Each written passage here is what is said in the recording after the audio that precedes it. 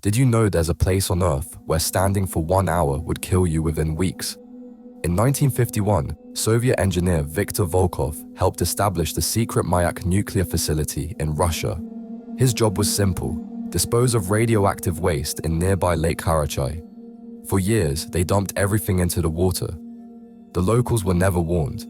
Volkov watched as 120 million curies of radioactive material poisoned the lake. In 1967, the lake dried up completely. Radioactive dust spread across 25,000 square kilometers, contaminating 500,000 people. One documented case showed a man standing at the shore for just 1 hour.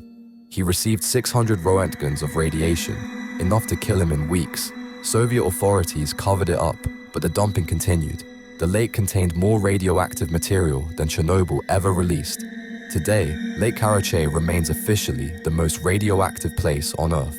1 hour on its former shore delivers fatal radiation poisoning. It's literally the deadliest place a human can stand. Did you know a killer terrorized an entire city by poisoning random strangers and was never caught?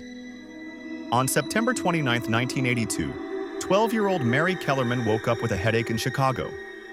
Her parents gave her extra-strength Tylenol. Within hours, she collapsed and died.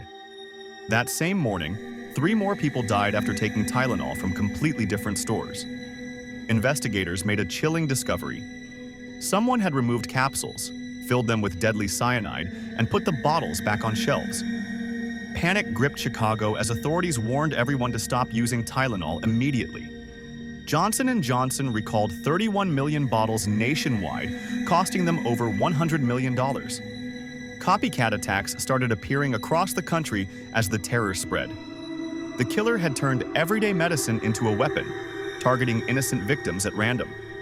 Despite 40 years of investigation and a $100,000 reward, the case remains unsolved. 7 people died, and their killer walks free today. This case changed consumer safety forever, creating tamper-proof packaging we still use now.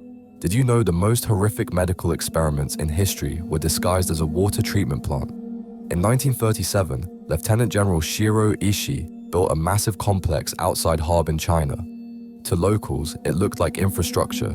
In reality, it was a house of horrors called Unit 731.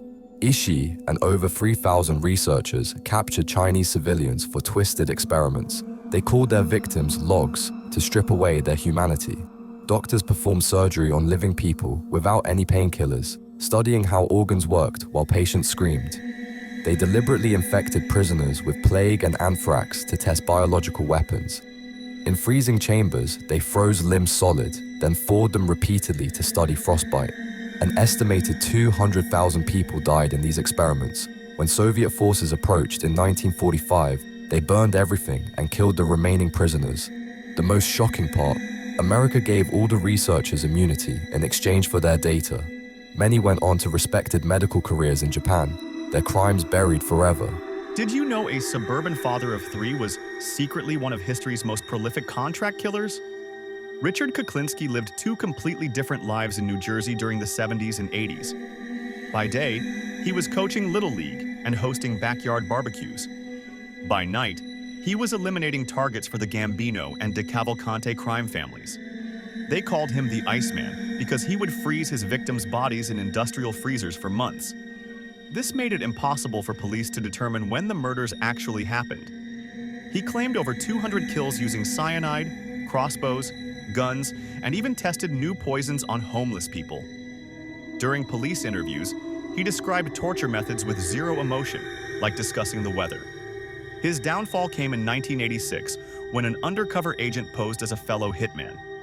The agent recorded him negotiating a murder contract, capturing every chilling detail. Kuklinski received multiple life sentences and died in prison 20 years later.